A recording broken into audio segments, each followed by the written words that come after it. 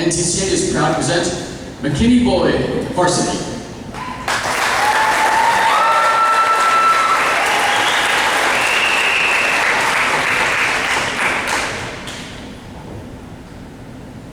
When I was a kid, I used to think that pork chops and karate chops were the same thing. I thought they were both pork chops. And because my grandmother thought it was cute, and because they were my favorite, she let me keep doing it. News of this silly little story quickly spread through the school, and I earned my first nickname, Pork Chop. To this day, I hate pork chops.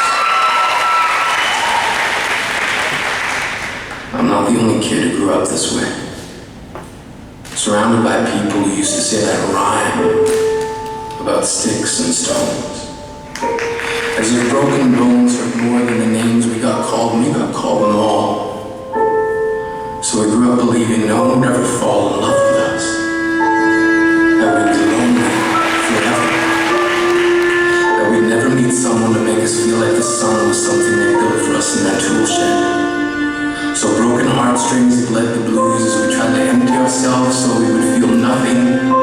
Don't tell me that hurts less than a broken bone. That an ingrown life is something the surgeons can cut away, but there's no way for it to metastasize. It does. She was 8 years old. Our first day of grade 3 when she got called ugly. We both got moved to the back of class so we would stop getting bombarded by spitballs. The school halls were a battleground. We found ourselves outnumbered day after wretched day. We used to stay inside for recess because outside was worse. Outside we'd have to rehearse running away and learn to stay still like statues, giving no clues if we were there in grade 5. They kept a sign on the front of her desk that read, "Beware of your dog." To this day, despite a loving husband, she doesn't think she's beautiful. Because of a birthmark that takes up a little less than half her face. Kids used to say she looks like a wrong answer that someone tried to erase but couldn't quite get the job done. And they'll never understand that she's raising 2 kids whose definition of beauty begins with the word mom. Because they see her heart before they see her skin, because she's only ever always been amazing. We weren't the only kids who grew up this way. To this day, kids are still being called names. Class was very stupid. They spaz. Seems like every school has an arsenal of names getting updated every year. And if a kid breaks in school and no one around chooses to hear it, they make a sound. Or they're just background noise from a soundtrack stuck on repeat, and people say things like kids can be cruel. Every school was a big top circus tent, and the pecking order went from acrobats to lion tamers, from clowns to carnies. All of these miles ahead of who we were freaks. Lobster claw boys and bearded ladies. Oddities, juggling depression and loneliness, playing solitaire, spinning the bottle, trying to kiss the wounded parts of ourselves and heal. But at night, while the others slept, we kept walking the tightrope. It was practice, yes, some of us fell.